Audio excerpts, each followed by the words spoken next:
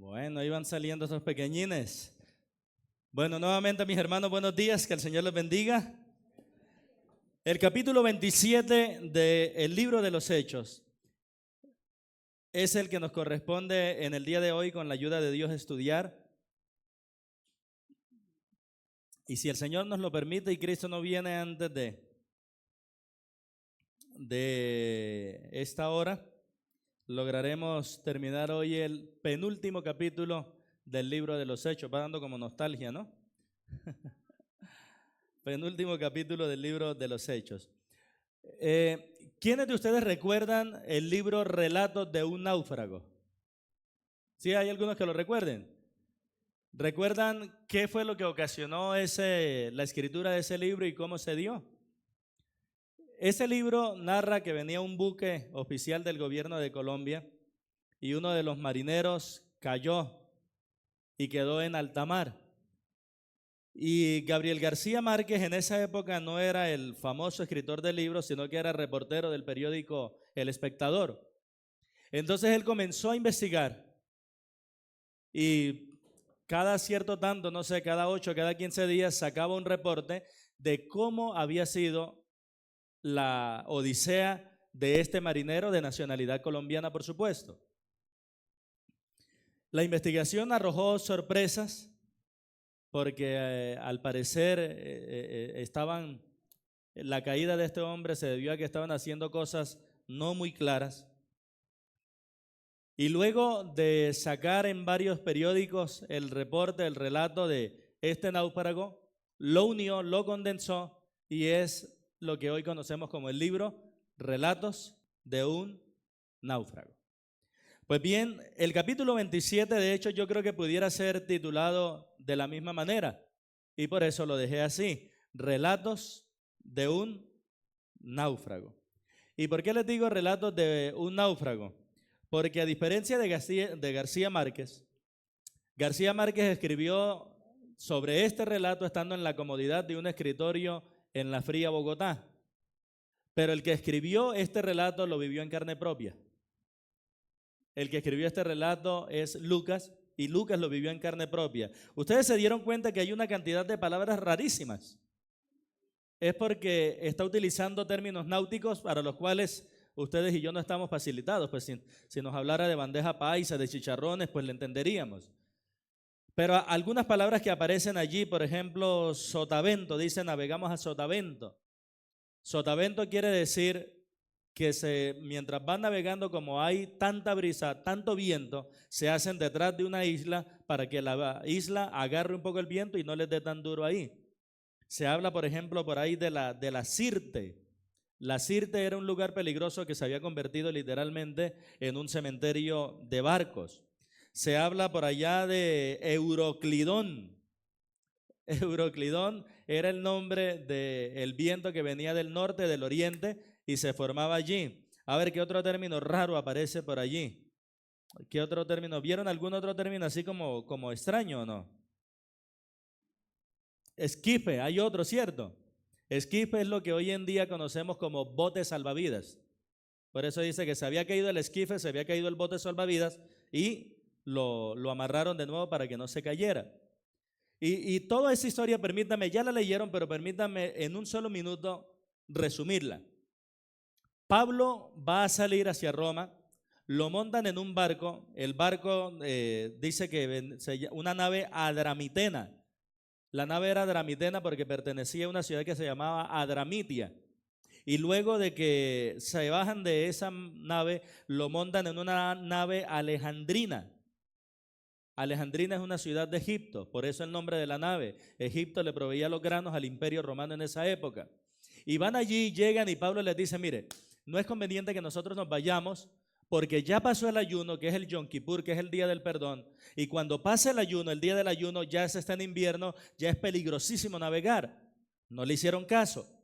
Se fueron, ya ustedes leyeron la historia, agarran 14 días en ayunas, no vieron el sol, no vieron estrellas, todo oscuro, no tenían ni idea de dónde estaban. Y 14 días después Pablo les dice, coman porque el Señor me ha mostrado que ninguno de nosotros va a morir. ¿Se va a perder la nave? Sí, pero ninguno de nosotros va a morir. Y comienzan entonces a tirar una cosa, tiran el trigo, tiran las cosas que no necesitan, hasta que al final ven una ensenada. Y esa ensenada nos dice que le tomaron dos medidas. La primera medida es de 20 brazas, ¿cierto? 20 brazas equivale a 37 metros. Y luego hacen una segunda medida de 15 brazas y ya son 27 metros, ya han bajado 10.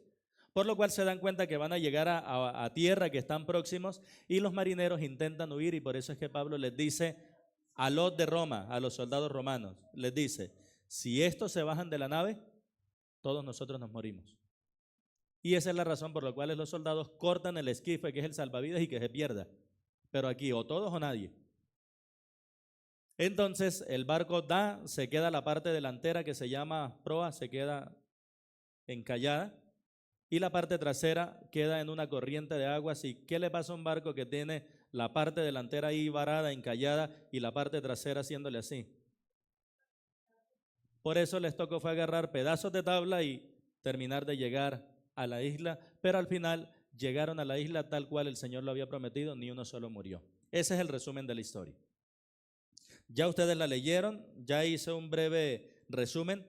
Ahora yo quiero que abordemos este pasaje de hoy, que se trata de un naufragio, mirando qué hizo Pablo para enfrentar ese naufragio literal y tomando de ahí 3 lecciones de qué podemos hacer nosotros cuando naufragamos en alguna área de nuestra vida. Cuando naufragamos en el área económica, en el área familiar, en el área laboral, en el área estudiantil, en el área de las relaciones. ¿Qué podemos hacer cuando naufragamos? ¿Qué podemos aprender de este relato de un náufrago? Hay 3 cosas que yo quiero que miremos. No vamos a ir versículo a versículo como acostumbramos. Ya lo leímos, ya hice un breve resumen. Pero sí quiero que miremos 3 cosas que se ven en el apóstol Pablo y que nos ayudan a manejar esos naufragios cuando nos correspondan. El apóstol Pablo en este capítulo se registra, yo quise tomar 3 cosas, algunos encontrarán más, está muy bien, pero yo quiero notar 3 cosas que resaltan del apóstol Pablo. La capacidad que le dio el Señor al apóstol Pablo de establecer buenas relaciones. La capacidad que le dio el Señor al apóstol Pablo de hablar de una manera sabia. Y la capacidad que le dio el Dios al apóstol Pablo de tener una identidad definida, clarita.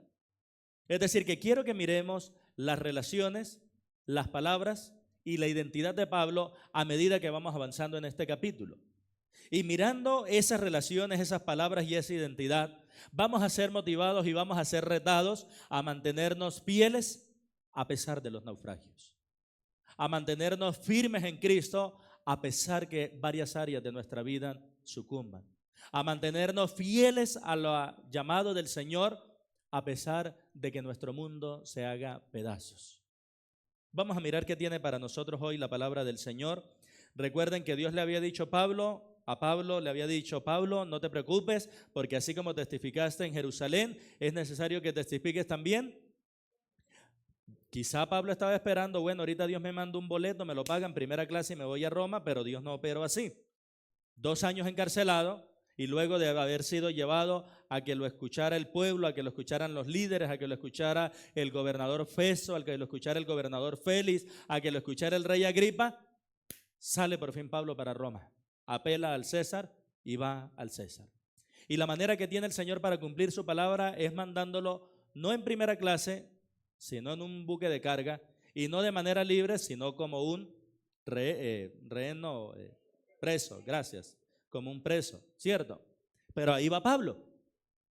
Pero en primer lugar, o reo, ¿cierto? También se le dice reo. Pero en primer lugar, yo quiero que miremos en el pasaje, hermanos, que Pablo tenía relaciones buenas. O sea, a mí me llama la atención que este pasaje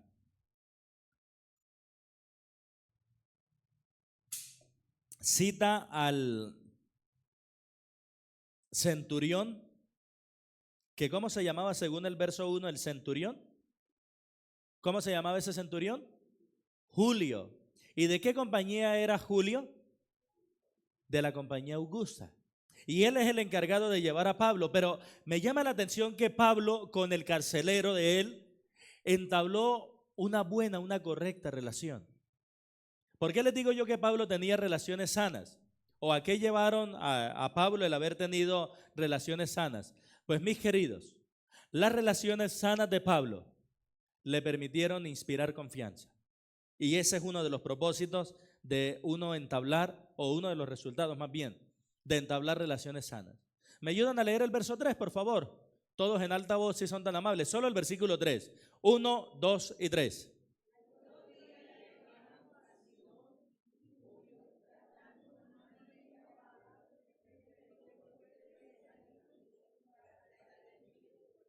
Ahora, les pregunté al principio que cómo se llamaba el carcelero para que tengamos claro cuál era la condición en la que estaba Pablo. Ahora, imagínense ustedes en nuestra época un dragoneante del IMPEC que lleve un grupo de reos que los van a matar porque tienen cadena perpetua, no, pena capital, que los van a matar, y le dice a uno de ellos, vaya, comparta con sus amigos, que lo atiendan, que le den comidita, le laven la ropa, disfrute de la presencia de ellos, pero vuelva al ratico. ¿A cuál preso se le puede hacer una cosa de esas?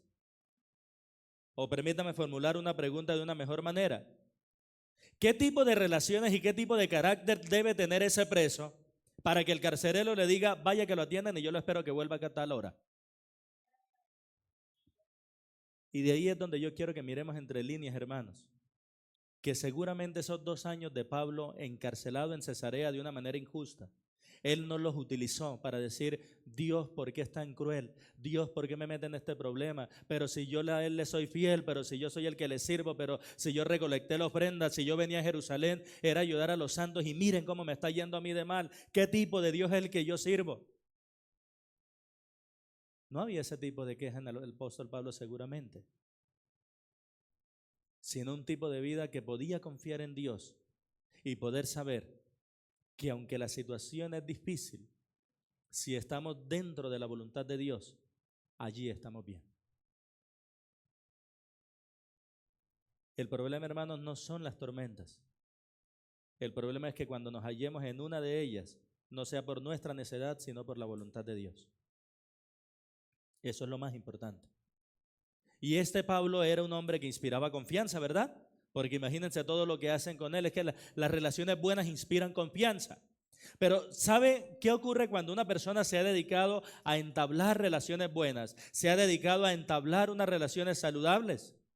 De ahí resulta algo. Cada vez que esa persona está en una necesidad, seguramente va a obtener ayuda. Y eso es lo otro que les quiero decir acerca de estas relaciones buenas, mis queridos, que las relaciones buenas inspiran ayuda.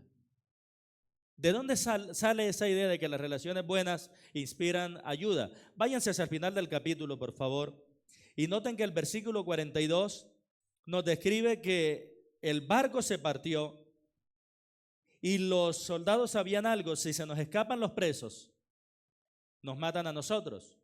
Entonces los soldados concluyen, ¿qué es lo mejor? Matémoslos a todos. Y como dicen en mi tierra, muerto el perro, muerta la chanda. Verso 42. Entonces los soldados acordaron matar a los presos para que ninguno se fugase nadando. Pero, ¿quién vuelve a aparecer acá? ¿Quién le dio el permiso a Pablo para ir donde sus amigos y que lo atendieran? Pero ahora, ¿qué es lo que quiere hacer este centurión? Pero el centurión, lean ustedes.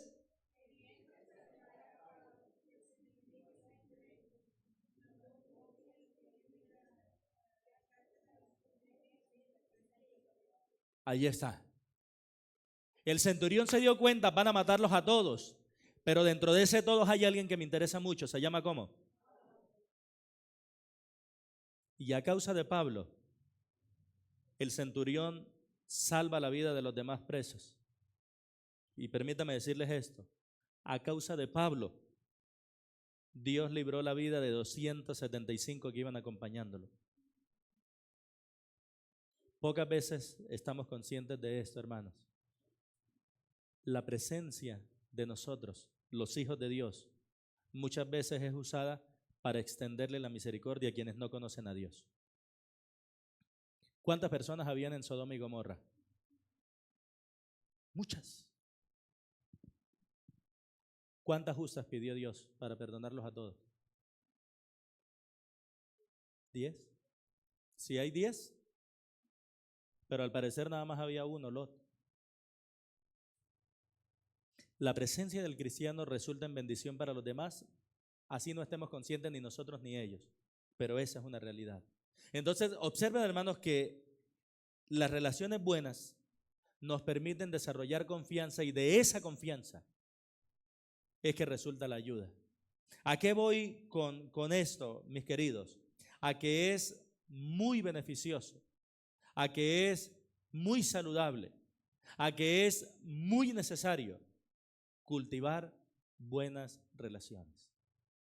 Pero entiendan esto, buenas relaciones no es que yo procuro ser amigo del que más tiene plata, del que más tiene poder, del que más tiene prestigio. Buenas relaciones es que yo presento mi carácter cristiano, que yo presento una amistad genuina. Y como resultado de esa amistad genuina, van a llegar personas de todo tipo que se van a sentir a gusto de estar con una persona que es confiable y por eso cuando tenga alguna necesidad van a querer ayudarle.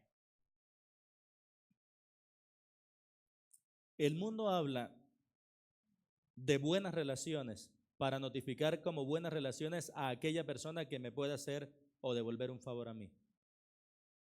Pero contrario a eso, el Señor Jesucristo dijo, cuando hagan un banquete, inviten a los que no se lo pueden devolver. Contrario a eso, el Señor dice en su palabra, asociándoos con los humildes. ¿Qué quiero decir con esto, mis hermanos?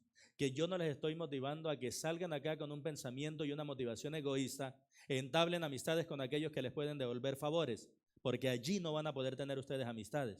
Allí simplemente van a entablar un negocio. Yo le hago para que usted me haga. Lo que yo les estoy diciendo es que cualquiera que sea la persona que el Señor le acerque a usted, siempre tenga un corazón amigable, siempre tenga un corazón dispuesto a servir. Y de esa actitud de servicio, de esa actitud de amistad, de esa actitud de amor, se van a producir relaciones saludables. Relaciones que son muy necesarias y que al final de cuentas, mis queridos, al final de cuentas van a resultar en beneficio para nosotros, aunque no es eso lo que buscamos. ¿Cuántos de los que están acá han entablado una amistad con una persona simplemente porque quieren ser amigos de ellos? Y luego de un tiempo ustedes necesitan algo y la persona dice, yo te ayudo. ¿Les ha pasado o no? A todos. Por eso, mis hermanos, el mundo maneja las amistades a nivel de egoísmo.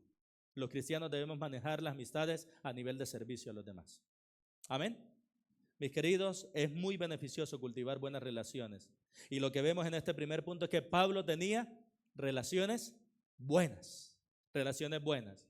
En segundo lugar, mis queridos, no solamente Pablo tenía relaciones buenas, sino que Pablo usó palabras sabias. Y yo quiero que observen conmigo 3 características que tienen o que tuvieron las palabras del apóstol Pablo. La primera de ellas es que Pablo usó palabras sabias. Miren ustedes el verso 9 hasta el 12 y me acompañan a leer, por favor. Yo leo el 9, ustedes el 10, yo leo el 11 y ustedes el 12. ¿Listo? Dice así, y habiendo pasado mucho tiempo, y siendo ya peligrosa la navegación por haber pasado ya el ayuno, Pablo les amonestaba.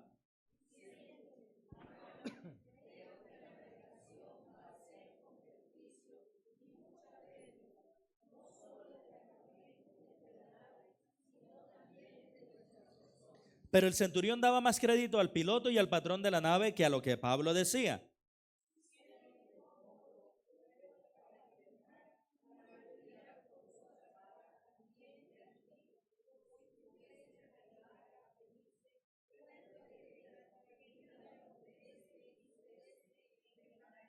Bien, un poquito para entender.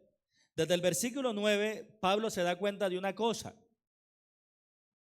que ya la navegación iba a ser como, según el verso 9, peligrosa.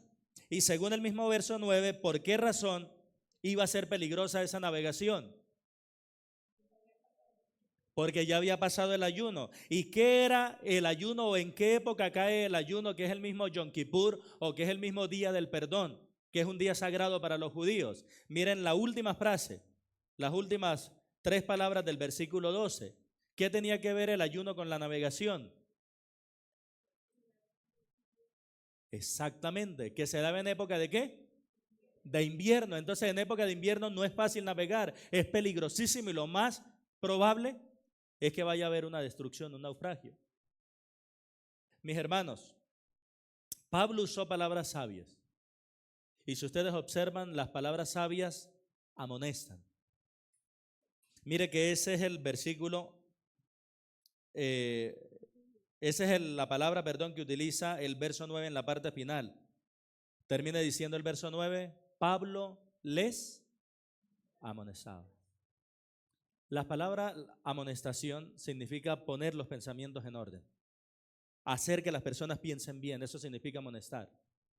Y Pablo en su intento de amonestar, de ponerle los pensamientos en orden, les dice, no hagan esto. ¿Ganó Pablo? No. Pero yo comprendo al centurión que haya tomado esta decisión porque el centurión le preguntó al capitán de la nave y al dueño de la nave. Y pues él miraría a Pablo, pues Pablo, tú eres buena persona, pero tú fabricas tiendas. Y él mira a estos hombres que son expertos en navegación y dicen, sí, nos vamos. Ah, pues vámonos. Y aparte de eso, el puerto donde estaban era sumamente incómodo y ellos querían pasar el invierno en un lugar más cómodo.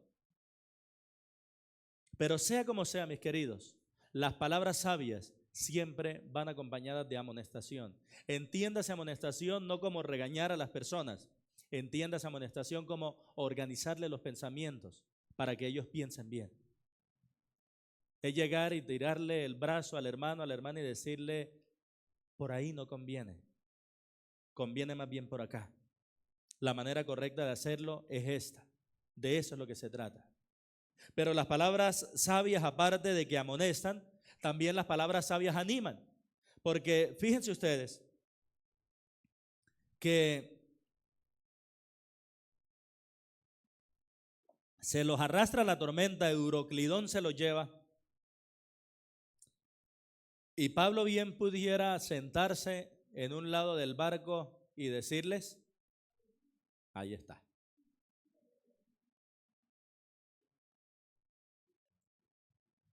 Así como cuando uno va manejando y uno dice, en la siguiente es a la derecha.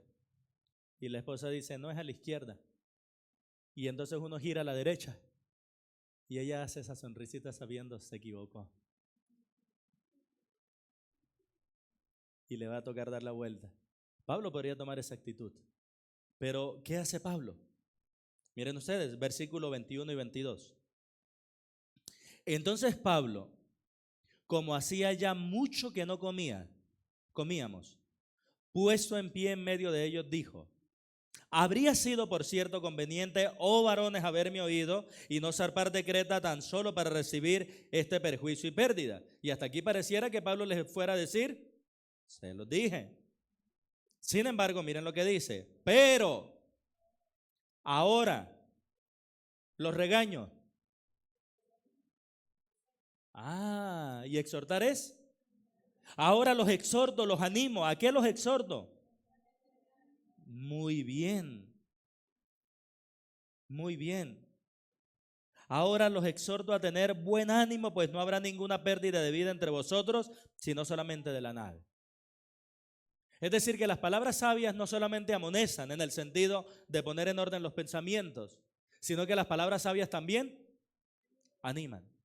Mi querido, yo aprendí esto y quiero compartírselo a ustedes. Alguien me lo dijo a mí de esta manera. No denuncie un pecado si no está dispuesto a cubrirlo con la palabra de Dios. Así me lo dijo. No denuncie un pecado si no está dispuesto a cubrirlo con la palabra de Dios. ¿Qué significa eso? En palabras sencillas. Que cuando yo me tome el tiempo para decirle a una persona, usted pecó en esto, yo tengo que contar que ese tiempo me alcance no solamente para decirle en qué pecó, sino también cómo puede dejar de hacerlo.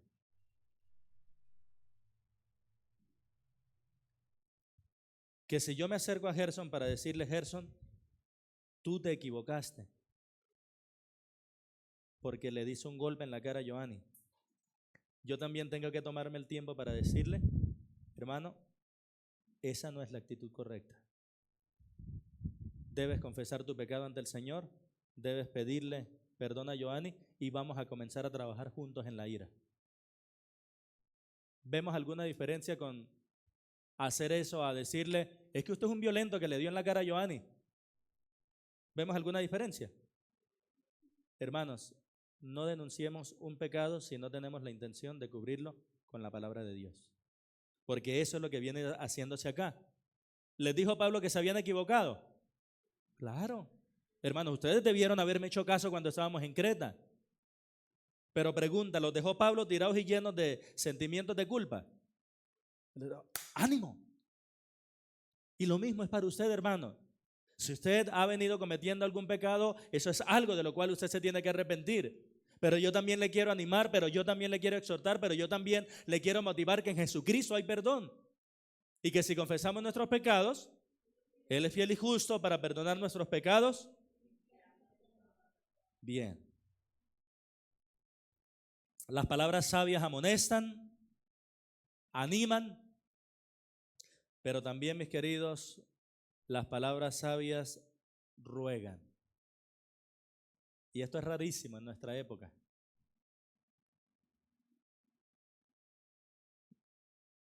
Y aquí en Colombia se utiliza mucho esa frase. Yo no le ruego. Esa frase va contra la palabra de Dios, mis queridos.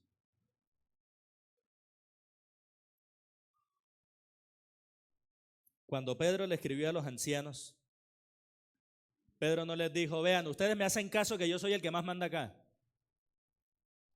Pedro les dijo, ruego a los ancianos que están también entre vosotros, siendo yo anciano junto con ellos. Cuando se habla del ministerio de la reconciliación, dice Pablo, como si Dios rogase por medio de nosotros, os rogamos en nombre de Cristo, reconciliados con Dios. Pero nunca nosotros podremos llegar a rogar si toleramos orgullo en nuestra vida. Mis queridos hermanos, uno de los ministerios que Dios le dio a sus hijos es el ministerio de rogar. Yo le invito a que si usted tiene esa actitud de yo no le ruego a nadie, a que renuncie a ella, porque realmente los cristianos tenemos que rogarle a todos. Tenemos que rogarle al no cristiano que cree en Cristo y tenemos que rogarle al cristiano que enderezca su vida. Nosotros tenemos el ministerio de rogar. Y miren ustedes cómo ruega Pablo. Verso 33. Cuando comenzó a amanecer, Pablo exhortaba a todos que comiesen diciendo, este es el 14º día que veláis y permanecéis en ayunas sin comer nada. Miren el verso 34. Por tanto,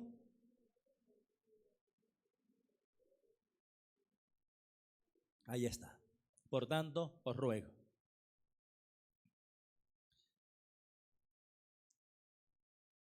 Muchos de los problemas que vivimos en las diversas relaciones que tenemos, como esposos, padre e hijo, entre patrón empleado, entre compañeros, muchos de los problemas que nosotros vivimos no se deben a lo que se dice, sino al cómo se dice. Y mis queridos, cuando nosotros miramos un pasaje como esto, donde nos enseña a hablar de una manera sabia, debemos replantear la manera de decir las cosas. Y debemos caminar hasta el punto donde nosotros podamos hablar con dulzura y firmeza a la vez. La palabra del Señor lo dice de esta manera: con misericordia y verdad se corrige el pecado. En el Nuevo Testamento lo dice de esta manera: sigamos la verdad en amor. desarrolla dulzura en la manera de hablar y a la vez desarrolla firmeza. ¿Para qué necesitas la dulzura? O empecemos por la otra. ¿Para qué necesitas la firmeza? Para que a ti no te dé miedo decir la verdad. ¿Y para qué necesitas la dulzura? Para que no hieras con esa verdad, para que no destruyas con esa verdad. Mi querido, una palabra sabia puede lograr cambios profundos. Y yo te quiero recordar esto. La palabra áspera hace subir el furor, mas la suave lo baja. ¿A qué voy yo con esto? A que hables la verdad con mucha dulzura. Quita de tu corazón el deseo de regañar e implanta en tu corazón el deseo de hablar las cosas según la verdad, pero siendo tiernos. Pero siendo tiernos. ¿Amén? Muy bien, mis queridos. Miren la vida de Pablo, está en medio de un naufragio y disfruta del haber cosechado relaciones buenas porque le salvan la vida, le permiten ir a visitar a sus amigos. Pero si hay un momento donde se pone a prueba lo que nosotros somos, son los momentos de tensión, porque al final de cuentas, ¿qué revelan las palabras? Muy bien. ¿Qué había entonces en el corazón de Pablo si habló palabras sabias que amonestaron, que animaron y que rogaron? Había eso. Todos iban como presos, los que iban con Pablo. Pero Pablo, aunque tenía cadenas, seguía percibiéndose como el Hijo de Dios, como el misionero que representaba a Dios. Entonces, ¿qué llevó a Pablo a que él en la cárcel pudiera hacer lo que hizo y que en medio de un naufragio pudiera hablar como habló? ¿Saben qué logró eso? Que Pablo sabía o tenía bien clara cuál era su identidad. Por eso, en tercer lugar, mis queridos, quiero que entendamos que Pablo tenía una identidad definida. Lean ustedes, por favor, el versículo 23 en alta voz, si son tan amables. Lean, por favor, el versículo 23 bien fuerte y ahorita les digo para el 24. Verso 23.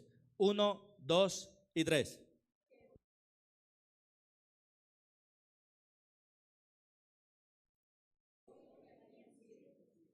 Uy.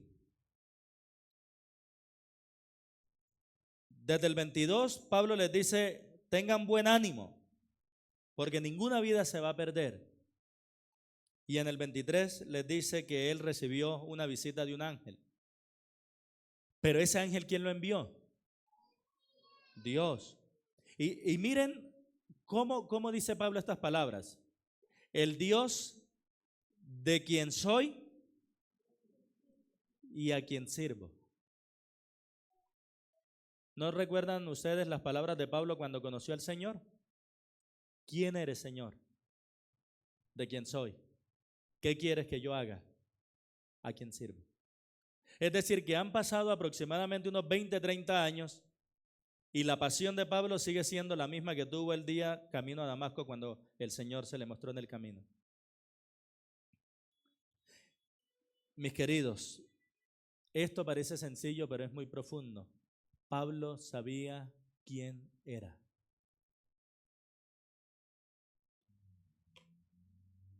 ¿Sabes por qué las personas temen abrir su corazón? ¿Sabes por qué las personas sienten temor de sentirse vulnerables? ¿Sabes por qué con frecuencia nosotros queremos esconder nuestros errores, pero anunciar nuestras virtudes? ¿Sabes por qué las personas tienen miedo de acercarse a Dios? Porque no saben quiénes son. Están en una profunda crisis de identidad. Y cuando nosotros entendemos quiénes somos en Cristo, todo cambia. Todo cambia. ¿Por qué cuando yo sé quién soy en Cristo todo cambia? Porque cuando yo sé quién soy en Cristo, yo sé que si acierto en hacer algo, tengo que venir a la cruz de Cristo y decirle, Señor, no fui yo, fue tu gracia conmigo. Pero también, si yo tengo mi identidad bien definida, el día que yo me equivoque en algo, voy a ir a la misma cruz de Cristo y voy a obtener la gracia, el perdón y la limpieza que necesito. Sabes que una de las cosas que más agradezco, yo les he dicho a ustedes que a mí me discipuló una mujer, Denise Agudelo. Una de las cosas que más agradezco a ella me enseñó teología, ella me enseñó doctrina, ella me enseñó todo eso, me lo enseñó. Pero una de las cosas que más agradezco es que ella toda clase enfatizaba mi identidad en Cristo. Y el tema que más enfatizó ella por años que se dedicó a mí fue quién soy en Cristo. Y por eso puedo cobrar valentía para que cuando haya aciertos poder decirle, Dios, es tu gracia. Pero también cuando haya muchas equivocaciones, como con frecuencia me pasa, que yo no me vaya corriendo, sino que yo entienda, mi Padre me va a perdonar por los méritos de Jesucristo, no por los míos. Mi querido, Pablo sabía quién era.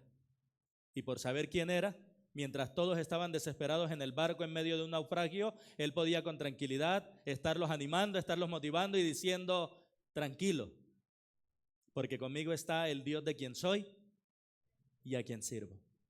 Y cuando ese Dios que tú proclamas sea para ti el Dios de quien eres y el Dios a quien sirves, tu mundo se puede hacer pedazos y tú podrás mantener la calma.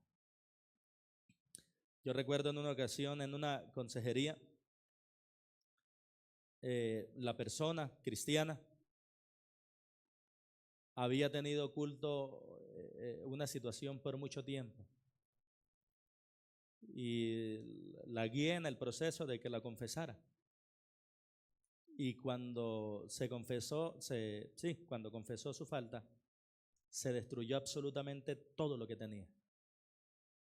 Su salud, sus finanzas, su familia, todo. Eso fue una destrucción total. Y un día me encontré con ella y le dije, ¿cómo estás? Y todavía recuerdo sus palabras. Pastor, mi mundo está destruido como nunca antes. Pero asimismo, nunca había llegado a experimentar la libertad que ahora tengo.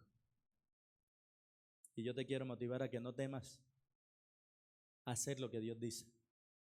Afirma tu identidad de quién eres en Cristo. Si ya tú creíste en Cristo, tú eres perdonado, tú eres santo, tú eres justificado, tú eres aceptado. Y con esa identidad bien definida enfrenta los desafíos del día a día. Pablo entonces sabía quién era. Pero no solamente eso. Pablo también sabía qué. ¿Qué más sabía Pablo? ¿A quién servía? Pablo también sabía a quién servía, porque él dice, el Dios de quien soy y a quien sirvo. Y Pablo seguramente tenía en mente las palabras que él mismo había escrito. Cuando dijo, así que hermanos míos amados, estad firmes y constantes creciendo en la obra del Señor siempre, sabiendo que vuestro trabajo en el Señor. Y quién sabe si conocería la carta a los hebreos o no, pero seguramente al principio sí, que Dios no es injusto para olvidar vuestra obra de amor y el trabajo que se ha hecho para el Señor habiendo servido a los santos y sirviéndoles aún.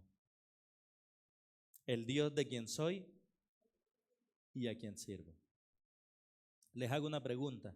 Según ese versículo, ¿de dónde surge el servicio que Dios aprueba?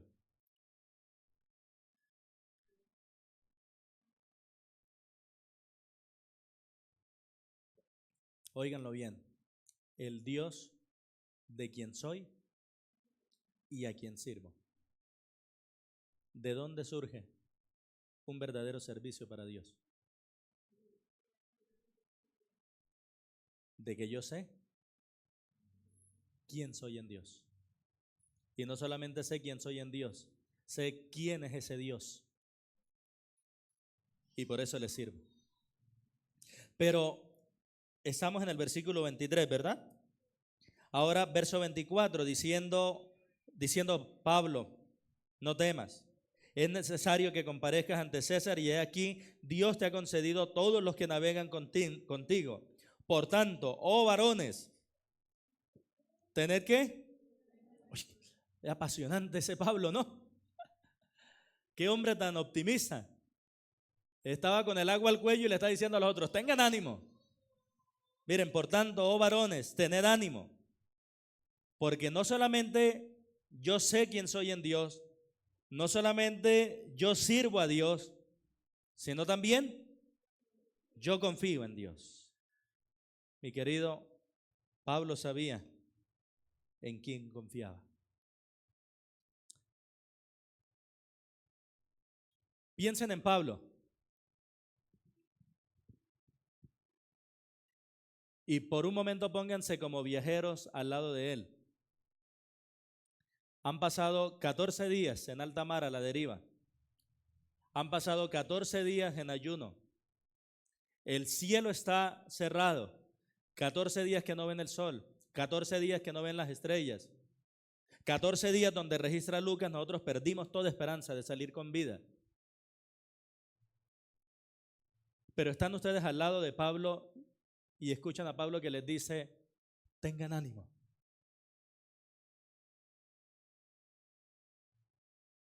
¿Qué dirían ustedes?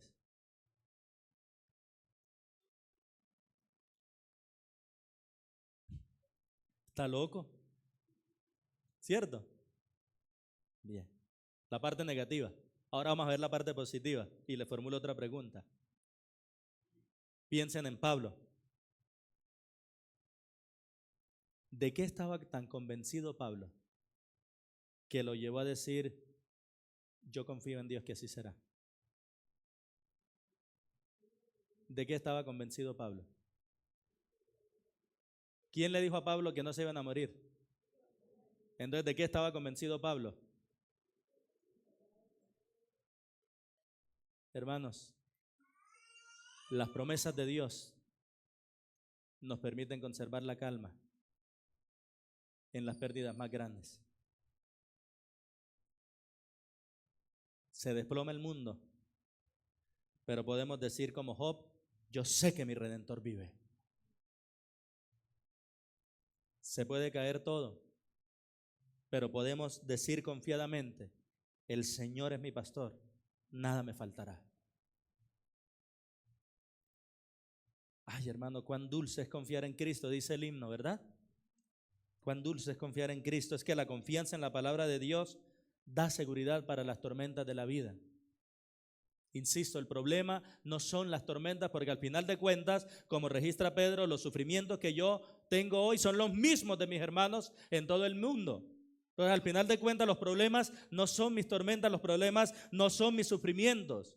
La parte clave para analizar es si mi confianza está puesta en las promesas y en la palabra de Dios. ¿Para qué nos lleva el Señor al desierto según Deuteronomio capítulo 8?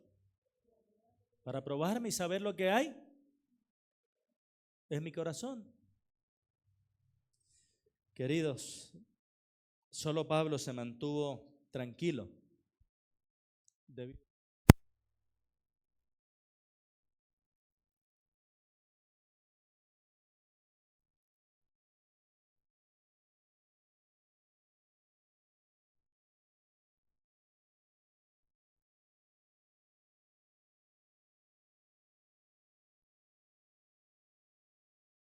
Sí, ya. Estas son las Energizer.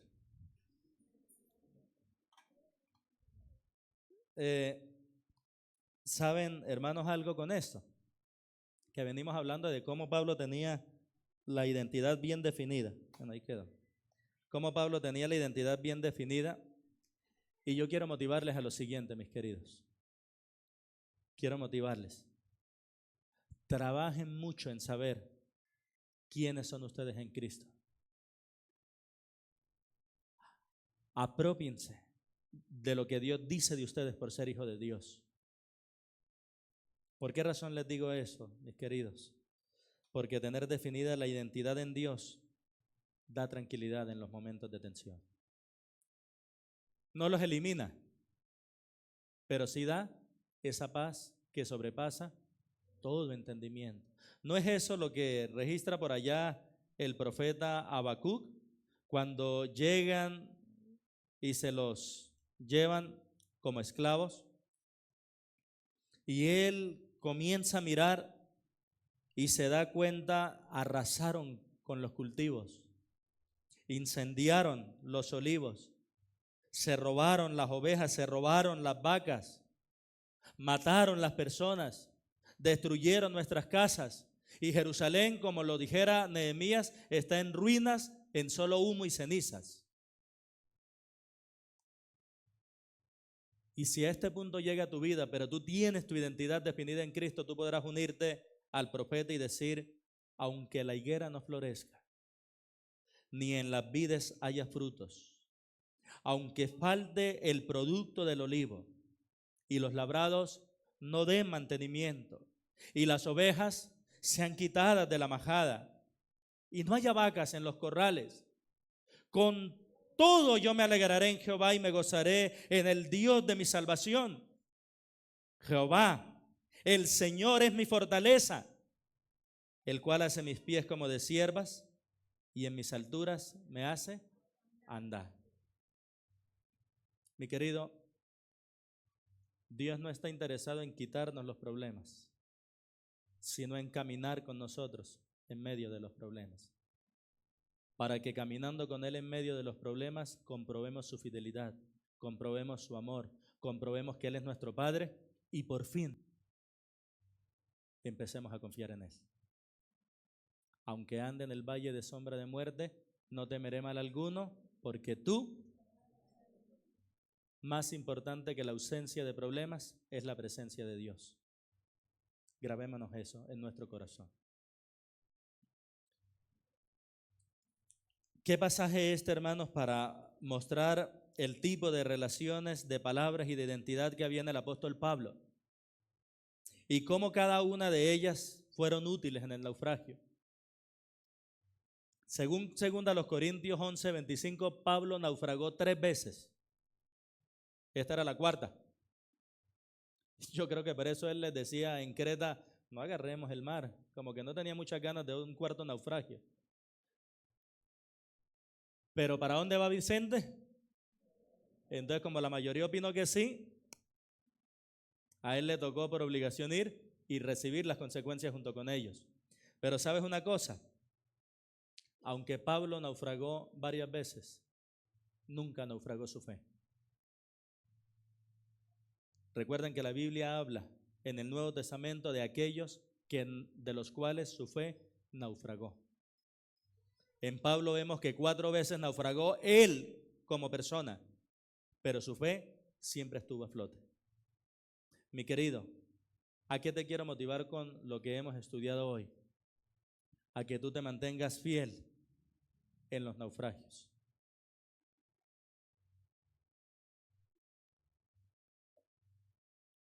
Manténgase fiel en los naufragios de su vida. Mira, el Señor deliberadamente en varias ocasiones nos envía hacia una tempestad. No lo hizo así con los discípulos. Crucemos al otro lado del río. Y cuando iban en la mitad, ¿qué hizo el mismo Dios que les dijo crucen al otro lado del río? Levantar una tormenta, o del mar, perdón, levantar una tormenta. ¿Y para qué levantó Él una tormenta? Para venir a ellos en el peor momento de la tormenta y estar caminando con ellos y tranquilizarlos a ellos y que ellos comprendan que solo hay un Dios, que solo hay un soberano, y por más que se agiten los mares y por más que se destruyan las cosas, nuestro Dios vive para siempre, nuestro Dios nos ama, nuestro Dios nos cuida, nuestro Dios nos proteja y podemos confiar en Él. Mi querido, manténgase fiel en los naufragios, porque nosotros con ellos necesitamos recordar que podemos estar en la mitad de un naufragio, pero aún así estar en el centro de la voluntad del Señor. Y por eso le quiero motivar a que viva siempre para el Señor. De este modo, siempre usted sabrá que los naufragios que lleguen a su vida no van a ser a causa de su pecado, sino porque la voluntad de Dios así lo quiso. Y si la voluntad de Dios quiso meternos en un naufragio, es porque Él va a ser el salvavidas que nos va a librar, que nos va a acompañar, que nos va a rescatar. Porque la voluntad de Él, aunque duela, siempre es para bien. ¿Con qué palabras la registra Romanos 12? Bien. No siempre las tormentas de la vida se deben a algún pecado. Miren a Pablo, miren a Job, miren a Cristo. No siempre las tormentas de la vida se deben a algún pecado. Y lo que más nos debe interesar a nosotros no es cómo evitar las tormentas, sino que cuando ellas lleguen, sea porque el soberano Dios decidió que yo la necesito. Estos presos eran criminales que iban a ser llevados a Roma probablemente para su ejecución. Muchos de ellos morirían como gladiadores, otros morirían siendo devorados por las fieras en el circo, en el ámbito romano. Eran hombres completamente desesperanzados. Qué oportunidad la que tuvo y aprovechó el apóstol Pablo. Darles esperanza a estas personas con el evangelio de Jesucristo. Mi querido, aprovecha las situaciones difíciles de los demás, las tormentas y los naufragios de los demás, para llevarles el mensaje de esperanza que hay en Jesucristo. Ayer venía bajando en el bus de Río Negro hacia acá y tan pronto me subí, una chica lloraba y lloraba y lloraba y lloraba y lloraba. Y me paré, me acerqué y le dije: ¿hay algo en lo que te pueda ayudar? Y ella no podía ni siquiera hablar, sino que me decía no. Y entonces yo le dije: quiero orar por ti. Y automáticamente asintió con la cabeza, no podía hablar. Y allí dentro del bus y en presencia de los demás, pudimos tener un tiempo para compartirle del amor de Dios. Y sabes que desde ayer he estado pensando en eso, que nosotros los cristianos debemos bajarle el ritmo al acelerador de cosas por hacer. Porque muchas veces la voluntad del Señor es colocarnos algo para que nosotros frenemos y atendamos eso. Si el bus se pasa, volverá otro bus. Si no vuelve otro bus, pues me voy caminando. Pero siempre es bueno, mis queridos, que estemos dispuestos a ver, el mundo entero está en sufrimiento, el mundo entero está en desesperanza, y solo nosotros podemos brindar la esperanza verdadera con el evangelio de Jesucristo. Acerquémonos a las personas que sufren. Así como vemos en este relato que Pablo se acercó a aquellos que temían y les llevó el mensaje de esperanza. Y para los que aún no han conocido a Cristo, déjeme decirle esto: la única esperanza que hay para usted, apreciada dama, apreciado varón, es Jesucristo. Y hoy yo le quiero invitar a que usted ponga su confianza en Él, a que entregue su vida a Él, a que abra las puertas de su corazón a Jesucristo. Esto no es como lo dicen algunos: venga Cristo para que se le acaben los problemas. Eso es mentira. Pero es algo mucho mejor que eso. Es invitarte para que tú camines de la mano con Dios y cobres sentido todo en tu vida, incluido el sufrimiento. Ven hoy a Jesucristo. Cree en Él como tu Salvador. No te vayas sin Él, porque Él te ama y envió a su Hijo a morir por tus pecados. Vamos a orar. Padre misericordioso y bueno, tú eres grande y poderoso, y te queremos adorar por el control que tienes de todas las situaciones. Esta tormenta no te tomó por sorpresa a ti. A todos los que iban en el barco sí, pero no a ti. Y asimismo, Señor, las tormentas y los naufragios de nuestra vida no te toman por sorpresa a ti. Ya tú has preparado nuestros corazones y ya tú has preparado el cómo nos vas a ayudar y el cómo nos vas a socorrer. Y mientras lo haces, caminas a nuestro lado para hacernos sentir que no estamos solos. Gracias, Señor, por enseñarnos que tu presencia es más importante que la ausencia de problemas y que no debemos huir como locos de los problemas porque sería endiosar a alguien. Debemos correr hacia Jesucristo todas las veces y en Él encontraremos el descanso. Te lo pedimos, Padre, en Cristo Jesús. Amén y amén. Bueno, mis queridos, gracias por la paciencia, gracias por la reverencia hacia la palabra de Dios y a los que se conectaron. Que el Señor les bendiga, que el Señor les guarde y un feliz inicio de semana.